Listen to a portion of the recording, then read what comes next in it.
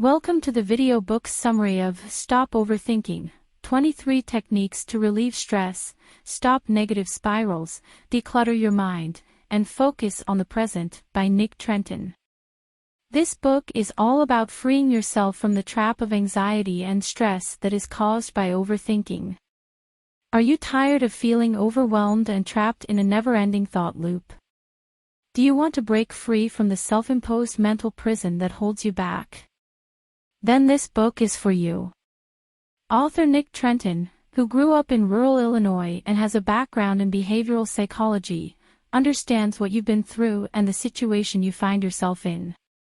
He will take you on a journey to help you control your thoughts, rewire your brain, and change your mental habits. In this book, Nick provides a step-by-step guide with 23 proven techniques to help you stop overthinking and live a worry-free life. You'll learn how to be aware of your negative spiral triggers, identify and recognize your inner anxieties, and keep the focus on relaxation and action. You'll also discover powerful ways to stop ruminating on negative thoughts, overcome stress attacks, and declutter your mind to find focus. The book provides a scientific approach to completely change the way you think and feel about yourself, ending the vicious thought patterns that hold you back. No more agonizing over the past or trying to predict the future. It's time to live in the present moment and unleash your unlimited potential. Say goodbye to self-deprecating talk, sleepless nights with racing thoughts, and overthinking. This book will teach you how to feel better, achieve more, and live life to the fullest. Don't miss out on the opportunity to break free from the mental prison of overthinking and start living life to the fullest. Watch this video to the end and be sure to subscribe to our channel for more great content like this. And, for the best results, grab a copy of Stop Overthinking by Nick Trenton. This book is packed with powerful techniques and a step-by-step guide to help you overcome anxiety and stress, declutter your mind, and find focus. Get your copy today and start your journey towards a happier, worry-free life.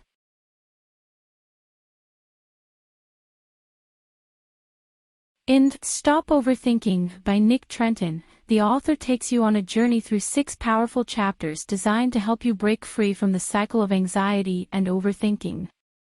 Each chapter is filled with practical techniques and strategies to help you relieve stress, declutter your mind, and focus on the present. Here's a quick overview of each chapter. Chapter 1, Overthinking Isn't About Overthinking, explores the underlying causes of overthinking and how it's related to anxiety.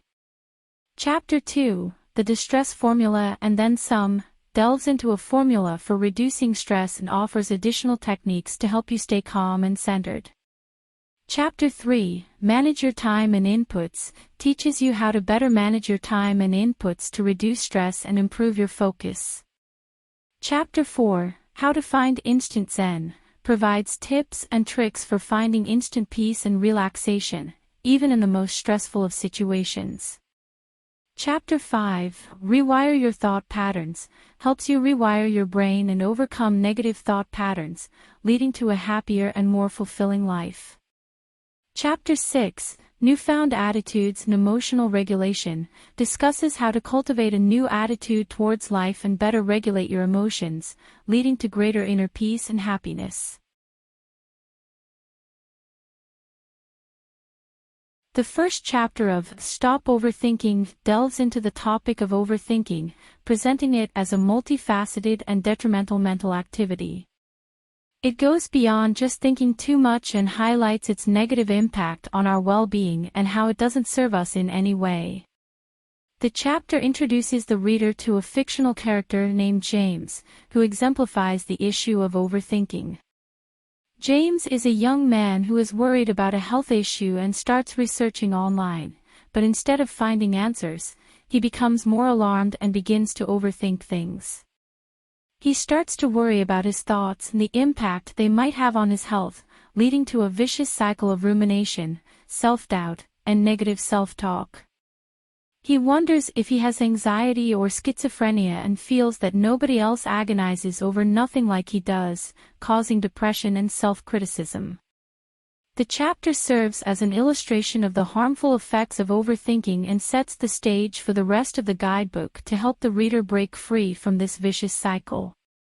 The chapter also highlights that overthinking is not just about excessive thinking, but rather a complex mental process that involves various negative thought patterns and behaviors. Some common indicators of overthinking are being acutely aware of every thought that enters your mind, constantly trying to control or steer your thoughts, feeling distressed by thoughts that seem to come out of nowhere, and engaging in meta-thought, or thinking about your thoughts. Overthinking is harmful as it involves engaging in activities such as analyzing, judging, monitoring, evaluating, controlling, or worrying. This type of mental activity results in feelings of anxiety, depression, and negative self-talk, but it doesn't help in resolving the issue at hand. It is crucial to understand that overthinking is a problem that affects many people, and the chapter aims to raise awareness about this issue and provide insights into how it can be addressed. The author provides a list of signs that a person may be overthinking, including being conscious of their thoughts, engaging in meta-thought, trying to control their thoughts, feeling distressed by spontaneous thoughts, struggling between competing impulses, doubting and analyzing their thoughts, turning to their thoughts as the source of problems, focusing on understanding their thoughts, having trouble making decisions, being worried and concerned about many things, engaging in negative thoughts patterns, and feeling unable to stop returning to past thoughts. You'll know that overthinking is a problem for you if you have a heightened awareness of your thoughts in each moment. You reflect on your thoughts and think about the process of thinking. You put a lot of effort into trying to manipulate or direct your thoughts. You feel disturbed or uncomfortable with unexpected thoughts and feel as if some thoughts are unwanted. Your thoughts often feel like a battle between conflicting desires. You are continually questioning, doubting, analyzing, and evaluating your thoughts. In difficult situations, you often turn to your thoughts as the source of the problem. You have a strong focus on comprehending and delving into your thoughts and mind. You frequently struggle with making decisions and second-guess your choices. You are worried about a multitude of things. You repeatedly find yourself engaging in negative thought patterns. Sometimes you can't seem to stop rethinking a thought, even if it's in the past and can no longer be changed.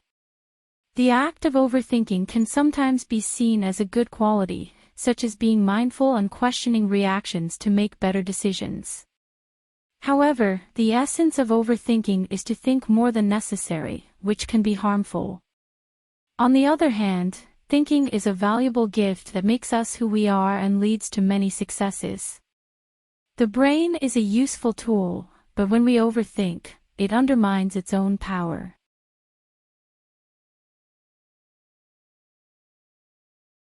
The reasons behind overthinking are complex and may include bad habits, personality traits, or even mental health issues.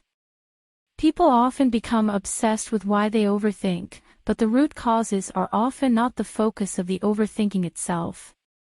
When a person is caught in a cycle of rumination, they may believe the thoughts are the problem, but in reality, even if the thoughts were resolved, another would take its place as they were never the cause of the overthinking, but rather a result of it. In order to address overthinking, one must approach it from a different perspective instead of trying to solve it from within the problem. The book suggests that overthinking is related to anxiety and that the root cause of overthinking is anxiety.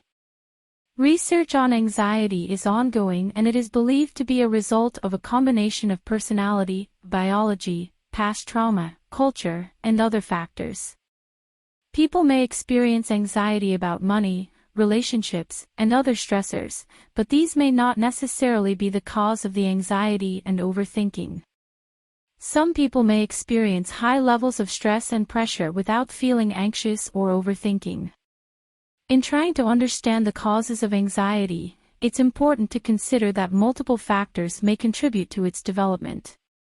While some research suggests a genetic component, with anxiety disorders having a heritability rate of 26%, this still only explains a small part of the variability in whether people develop anxiety disorders.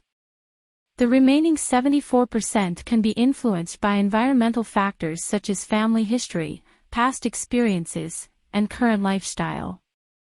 These factors can be difficult to differentiate from genetic ones, as some aspects of anxiety can be passed down through parenting, early formative experiences, and other behavioral factors. Overall, it's likely that anxiety is a result of a complex interaction between intrinsic and extrinsic factors, making it a multifactorial issue. The vicious cycle of overthinking and anxiety can also be fed by our natural tendencies as human beings. We have a tendency to focus on the negative, as our ancestors needed to be on the lookout for potential threats in order to survive. This survival instinct often leads us to be more attuned to negative thoughts and experiences, which can then cause our anxiety to spiral out of control. In addition, social and cultural factors can also play a role in anxiety and overthinking. The fast-paced and constantly connected world we live in can be overwhelming, leading to feelings of stress and pressure. Social media, in particular, has been linked to an increase in anxiety and depression, as it can lead to a sense of inadequacy and comparison to others.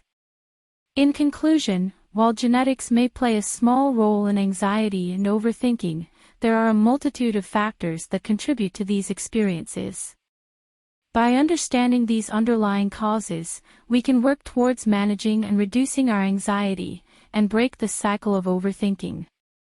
In conclusion, overthinking can be caused by a combination of factors including genetics, personal habits, and environment. Although genetics can increase the likelihood of developing anxiety and overthinking, it does not determine a fixed fate. Instead, it works in conjunction with life events and stress to contribute to overthinking. Additionally, our daily habits can contribute to overthinking, but these are easier to control than our environment and genetics. On the other hand, the environment can also play a significant role in the development of anxiety and overthinking. Stress, whether too much or too little, can have an impact on our mental health. To reduce overthinking, it is important to consider all these factors and work on managing them to achieve optimal psychological well-being. Stress and anxiety are distinct experiences related to the pressures we face in life. While stress is a result of external pressures, anxiety is our internal response to stress. Chronic stress can lead to anxiety disorders and burnout, especially when combined with biological or psychological predisposition. Life events like bereavement, divorce, and poverty, among others, are also known to contribute to anxiety disorders and depression. It's important to find ways to manage and reduce stress in order to maintain mental well-being. Stress and anxiety are different experiences, with stress being an external pressure and anxiety being the internal experience of that pressure. Chronic stress can lead to anxiety disorders and can be exacerbated by other factors such as work pressure, demanding relationships, traumatic events, poverty, and racism. Childhood trauma, abuse, or neglect can also be a predictor of mental disorders in adulthood. Additionally, the environment we spend substantial time in, such as our homes and workplaces, can have a significant impact on our anxiety levels. Factors such as the quality of lighting, smells, colors, and the people we interact with can either increase or decrease our stress levels. It is important to note that both genetic and environmental factors can contribute to anxiety, and it is a complex issue that can be influenced by multiple factors. Just as prolonged exposure to harsh sun can eventually cause sunburn even for someone with genes for dark, sun-resistant skin, repeated exposure to stress and environmental stressors can make us more susceptible to experiencing anxiety. Our mental models, attitudes, and beliefs about ourselves, the world, and the future, have a huge impact on our stress levels. How we view and process stressors, our coping mechanisms, and our self-talk, are all critical factors in determining whether we experience anxiety or not. It's important to recognize that our thoughts, beliefs, and attitudes are within our control, and that by modifying these we can influence the impact that stressors have on us. The idea that we can take charge of our own lives and actively shape our mental models is a powerful one, and one that can make all the difference in reducing anxiety and stress. It's important to be mindful of our internal dialogue and to seek help if needed to work on changing negative thought patterns.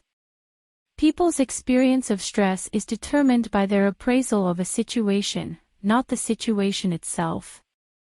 Some appraisals lead to more stress. The person's perception, perspective, sense of self, worldview, and cognitive models all contribute to their interpretation of events and how they respond to stress.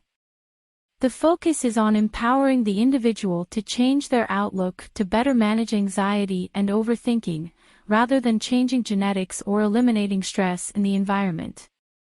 People who overthink tend to have a unique combination of genetic and environmental factors that contribute to their stress, but it's ultimately their interpretation and appraisal of life events that makes them experience it in a stressful manner.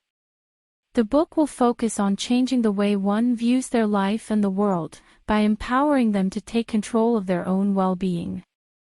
This includes improving self-esteem, changing daily habits, and using techniques such as cognitive behavioral therapy to reframe perspective and change behavior.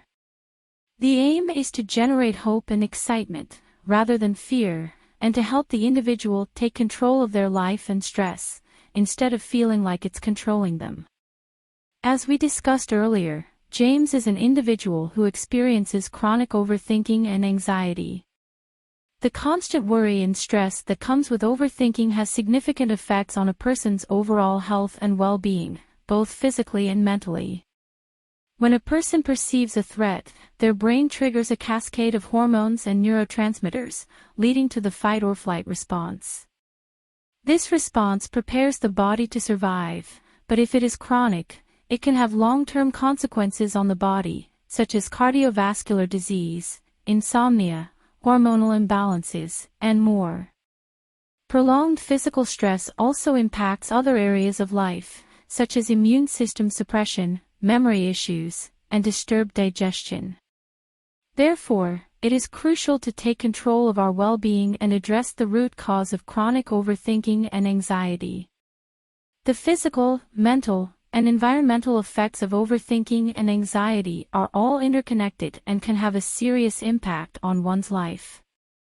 Overthinking can lead to physical symptoms such as fatigue, headaches, and muscle tension, as well as mental effects such as depression, irritability, and lack of motivation.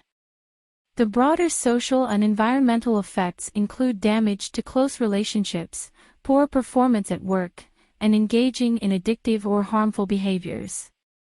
Overthinking can also reinforce negative thinking patterns and lower one's confidence. The main sources of anxiety that lead to overthinking are genetics and the environment, including the immediate environment and the broader socio-cultural setting. To minimize the negative consequences of overthinking, it is important to actively choose to stop and retrain the brain to work in a healthier way. Overthinking can also result in negative thought patterns, such as self-doubt, low self-esteem, and negative self-talk. These thought patterns can become deeply ingrained, making it difficult to break the cycle of overthinking. The physical effects of overthinking can also weaken the immune system, making the individual more susceptible to illnesses and diseases.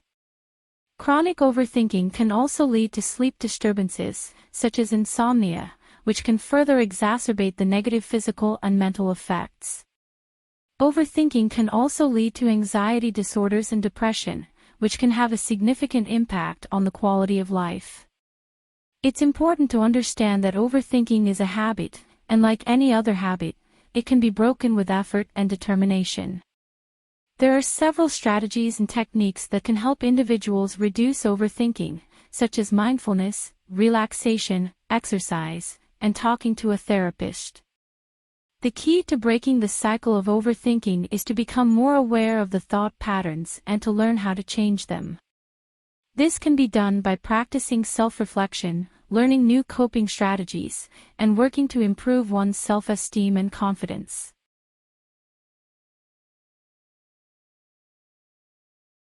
Practice mindfulness. Mindfulness is the practice of being present and fully engaged in the moment. It helps to bring your attention away from the constant chatter in your mind and back to the present moment. You can start by focusing on your breath, or simply observing your surroundings without judgment. Challenge negative thoughts. Overthinking often involves rumination on negative thoughts.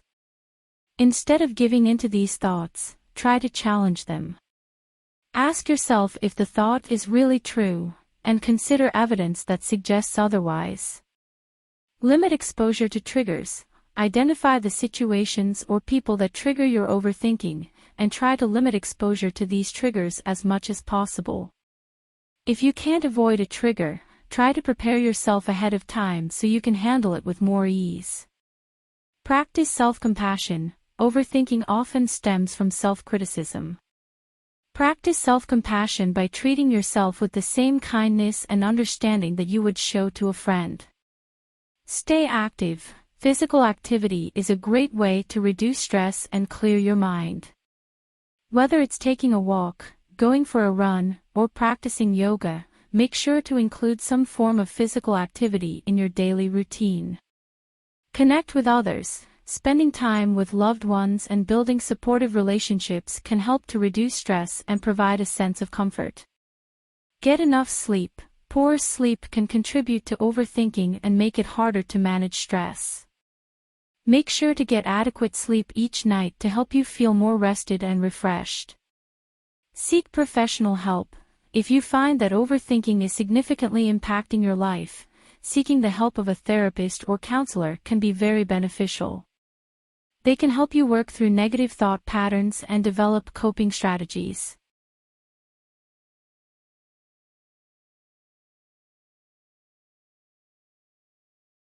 The main goal of de-stressing is to understand what triggers overthinking and the effects it has. The starting point is to be aware of one's thoughts, feelings, and sensations. To cultivate awareness, one should regularly check in with their body, have a supportive lifestyle, and include mindfulness in daily life.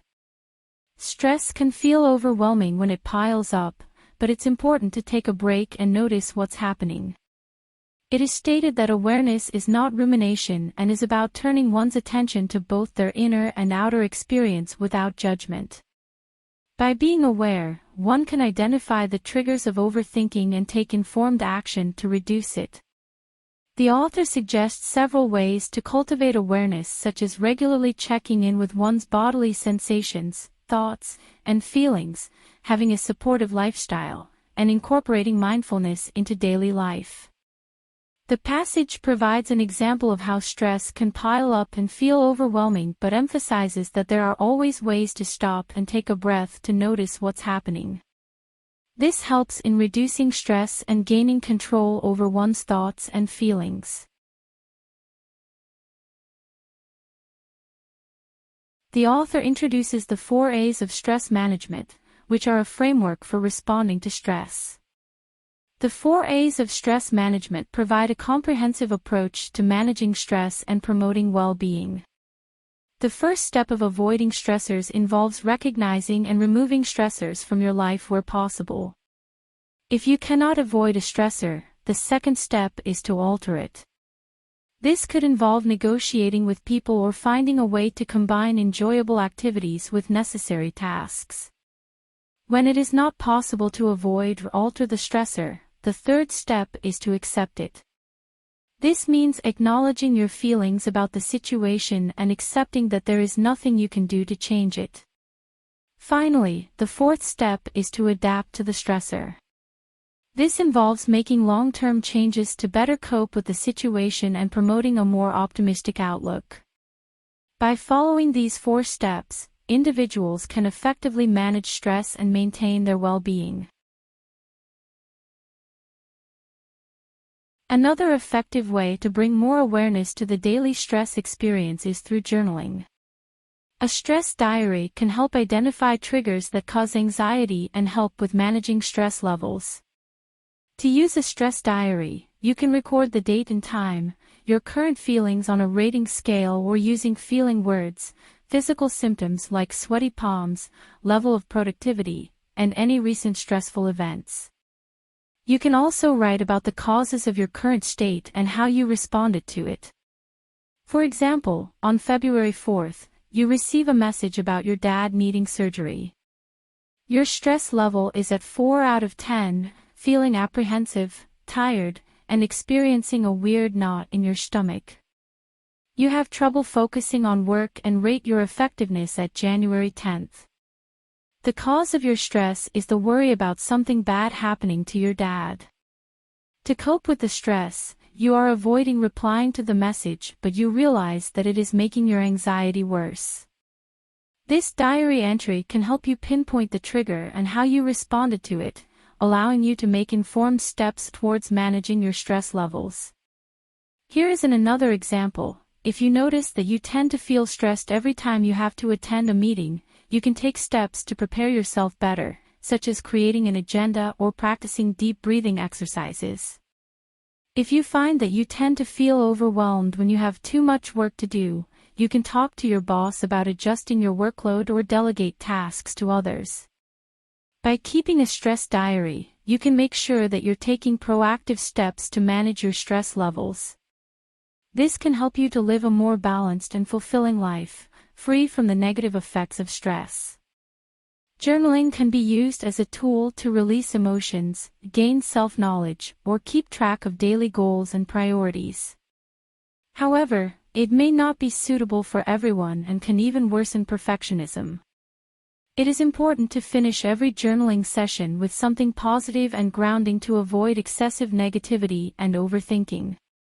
In conclusion, maintaining awareness of yourself and your stress levels is crucial in de-stressing and overcoming overthinking. Keeping a stress diary or journal can help you gather information and insights about your stress patterns and triggers. You can then use this information to take informed actions to moderate your stress, such as rearranging your lifestyle or drawing boundaries in relationships. Writing things down can also relieve stress and help you process any issues you're going through. You can choose the type of journaling that works best for you, whether it's a traditional journal, a gratitude journal, or something else. Ultimately, the goal is to cultivate awareness and gain control over stress, leading to a more peaceful and productive life.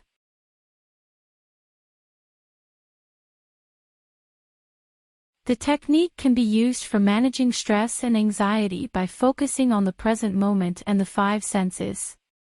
The idea is to halt overthinking and rumination by pulling conscious awareness back into the present, as the body and its senses are only ever in the present moment.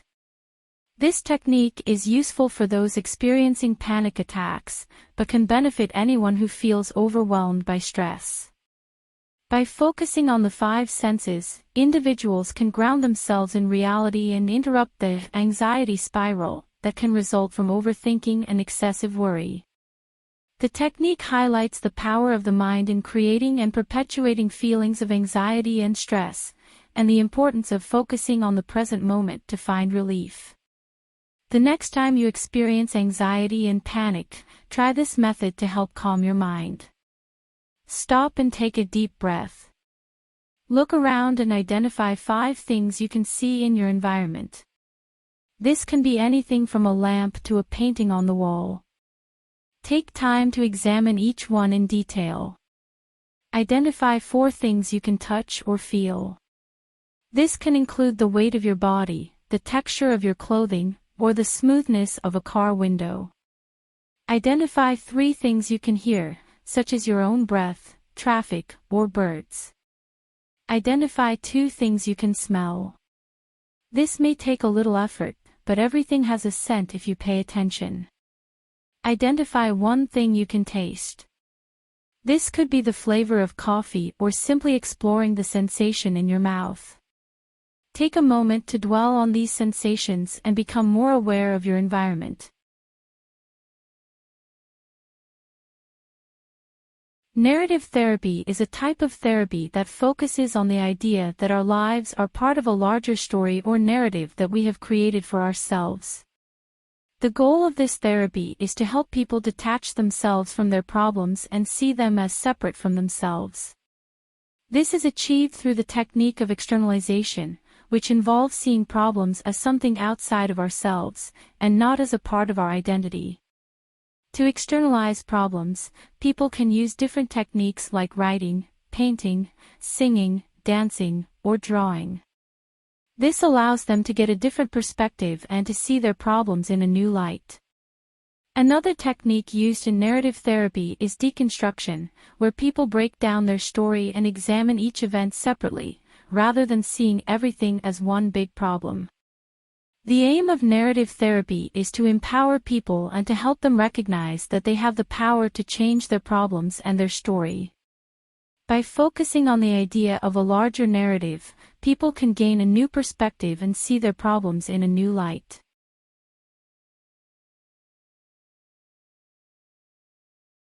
The chapter focuses on the importance of managing time and inputs in order to reduce stress levels. To better understand this, we assume a character, Susie. Susie is feeling overwhelmed and anxious with her schedule and has been suggested to try meditation as a form of stress relief. However, meditation proves to be ineffective as the cause of her stress is poor time management. The chapter highlights that while relaxation techniques can help us cope with stress, better time management can minimize the amount of stress we are exposed to in the first place. The chapter goes on to provide smart and proven techniques for taking control of our time and reducing stress levels. Managing stress requires managing time effectively. To do this, prioritize what is important to you and avoid activities that negatively impact your mood. Focus on taking care of yourself through proper sleep, reducing caffeine intake, and eating well. Maximize your time and energy by taking these steps. Determine your top 3 priorities. Observe how you spend your time in a week. Evaluate if your time usage aligns with your core values. Adjust your schedule to reflect your priorities. Make changes as needed. Poor time management contributes to stress, but good time management helps prioritize goals and reduce anxiety. A useful strategy is to categorize tasks on your to-do list as urgent, important, and not important. There are several different time management styles or personas that individuals may exhibit, each with its own unique challenges. The first persona is the time martyr, who is someone who takes on too many responsibilities and obligations, often at the expense of their own well-being. If you find yourself in this category, it is important to prioritize your own needs and minimize distractions and multitasking. A strict schedule or limiting yourself to only 3 main tasks per day can be helpful in this situation. Another common time management style is the procrastinator, who tends to delay actions until it is often too late. This can lead to increased anxiety and stress. To overcome this, it is important to break tasks down into smaller, manageable pieces and reward yourself for each mini milestone. The distractor is someone who starts tasks but is easily derailed by distractions, making it difficult for them to focus on the task at hand. For this persona, having firmer boundaries and a well-structured work environment can be beneficial. The underestimator is someone who often misjudges how long tasks will take, leading to missed deadlines and a lack of realistic planning.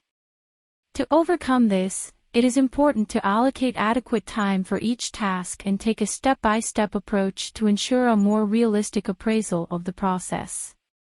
The firefighter is always in a state of reaction, constantly putting out fires and juggling multiple tasks at once, often in crisis situations.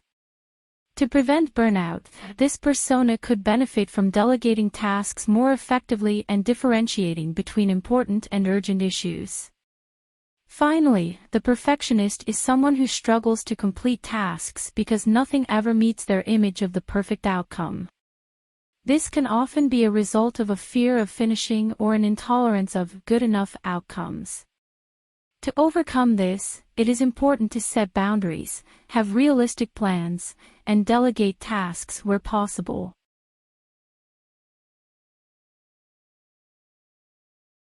The Allen's input processing technique is a method for managing and prioritizing stimuli in an individual's environment. This technique is designed for people who struggle with procrastination, distractions, or who feel overwhelmed by information overload. The inputs referred to in this technique can be anything from emails, phone calls, social media, other people, etc. that demand an individual's attention. The main idea of the technique is to make a plan for how to respond to these inputs, instead of reacting suboptimally. To implement this technique, one needs to first identify their primary inputs and then decide whether or not an input deserves their action. If the answer is no, the individual can either do it later or ignore it completely. If the answer is yes, then they should act on it immediately or schedule a time to do it later. By making a decision and acting on it as soon as possible, the individual can free up their attention and energy, resulting in feeling calmer and more in control. The key to success with this technique is to be consistent and not let tasks pile up. By prioritizing and dealing with demands on their attention swiftly, individuals can reduce the amount of time they spend overthinking and feeling overwhelmed. Eisenhower's method is a technique for effective time management, prioritizing tasks, and reducing stress and anxiety. The method was developed by former U.S. President Dwight D. Eisenhower and is based on the distinction between important and urgent tasks. Tasks are categorized into 4 categories based on their level of importance and urgency: important and urgent, important but not urgent, not important but urgent, and not important and not urgent. The important and urgent tasks are to be done immediately. The important but not urgent tasks are to be done at a later time, the not important but not urgent tasks can be ignored or deleted, and the not important but urgent tasks can be delegated or rescheduled. The Eisenhower's method helps to prioritize tasks and manage time more efficiently, allowing individuals to focus on what truly matters and what will bring them closer to their goals. The technique can be used for overall organization or for a daily to-do list, and encourages individuals to consider the importance and relevance of each task, and eliminate tasks that do not fit with their goals and values. The Kanban method is a visual system to manage a workflow and achieve great results by pursuing small steps. The concept of this method is based on visualizing the workflow and dedicating one's attention to it until its completion. The key idea behind this method is to focus on one task at a time, in order to be more productive and efficient. In order to make the process as smooth as possible, it is important to identify areas where time is being wasted and to establish constant feedback loops to continuously improve. This allows for quicker identification and resolution of any issues that arise, which in turn helps to maintain a steady and consistent workflow. Another technique to manage time and increase productivity is called time blocking. This method is especially useful for individuals who are easily distracted, have a tendency to procrastinate, or often feel overwhelmed by the demands of their schedule. The concept of time blocking is simple, as you dedicate blocks of time to a single task, which prevents multitasking and helps you focus on the task at hand. Time blocking promotes deep work, which is a type of work that is both mentally engaging and contributes to achieving your goals. This type of work requires complete focus and dedication, and it is much easier to achieve with time blocking. By dedicating specific blocks of time to deep work, you are able to immerse yourself in the task and make the most of your time, leading to greater productivity and overall success. In conclusion, both the Kanban method and time blocking are effective techniques for managing your time and increasing productivity. By focusing on one task at a time and dedicating blocks of time to specific tasks, you can avoid distractions, and ultimately achieve your goals with greater efficiency and success.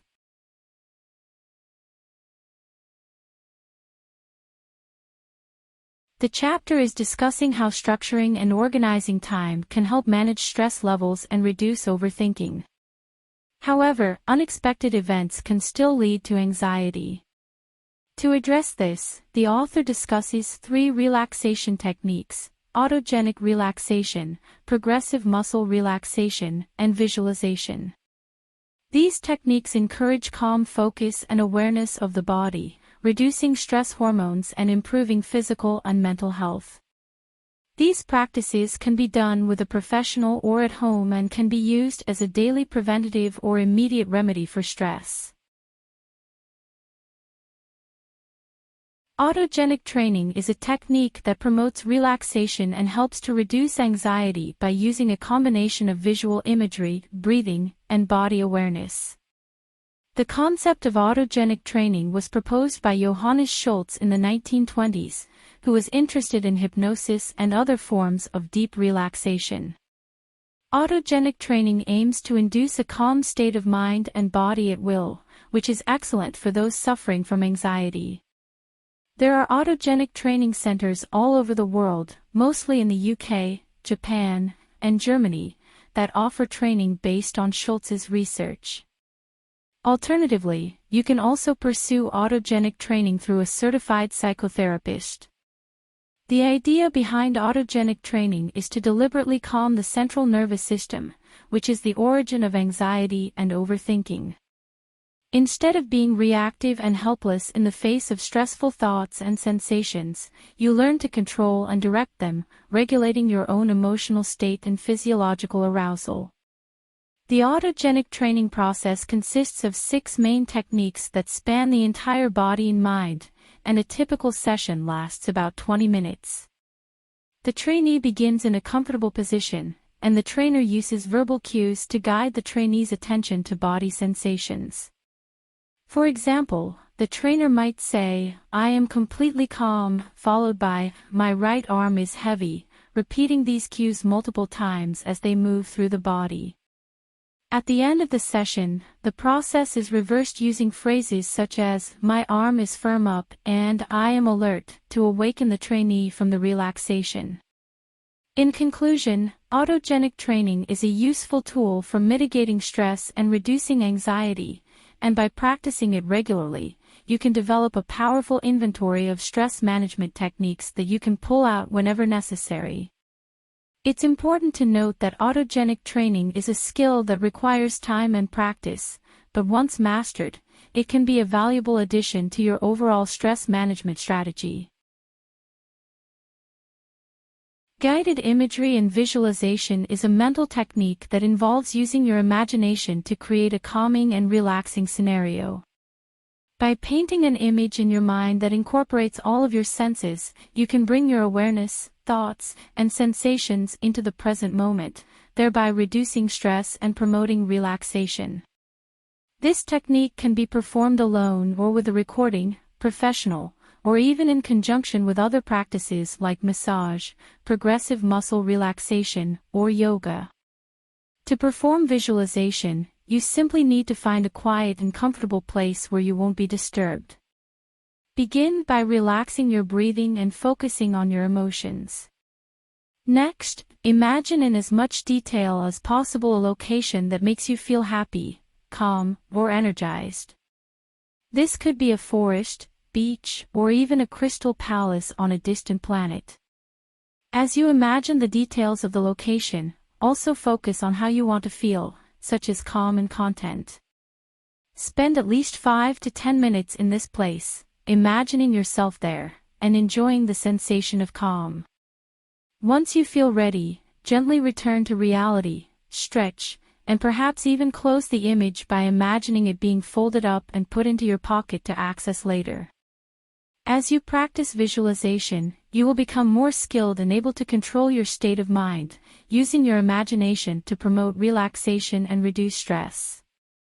Additionally, you can enhance the experience by incorporating mantras or focusing on physical sensations, such as warmth, heaviness, or coolness. With time and dedication, visualization can become a powerful tool in your stress management toolkit. Progressive muscle relaxation is a technique that involves taking control and being aware of one's muscles to deliberately loosen and relax them. It helps to relieve muscle tension and has other benefits such as better digestive health, lower blood pressure, and improved mental relaxation. The technique was first proposed by Edmund Jacobson in the 1930s and involves tensing and relaxing muscles for around 10 to 20 minutes daily. It can be added to a meditation routine, exercise, or as part of a winding down routine before bed and can be paired with visualization, journaling, gentle reading, prayer, or music. The technique of progressive muscle relaxation is a simple and effective way to relieve stress and muscle tension. The technique involves focusing on one body part at a time, tensing the muscle tightly for a count of 5 or 10 seconds, then releasing the tension completely. The focus then moves on to the next body part, starting from the extremities like fingers and toes, and working inward towards the abdomen and chest, finishing with the small muscles of the face and scalp. After tensing and relaxing each muscle, the person should take a few deep breaths and stretch to feel the relaxed state. This technique not only physically relaxes the body, but also improves body awareness, helping the person to pay closer attention to where stress accumulates in the body and leading to improved intuition about overall health.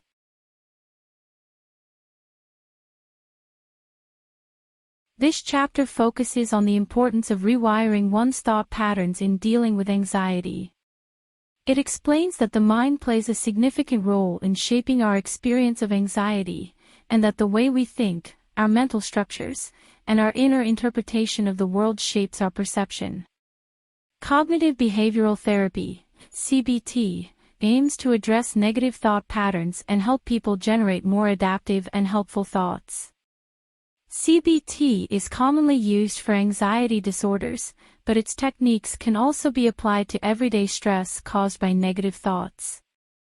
The underlying premise of CBT is that our thoughts influence our emotions, perception, and behavior.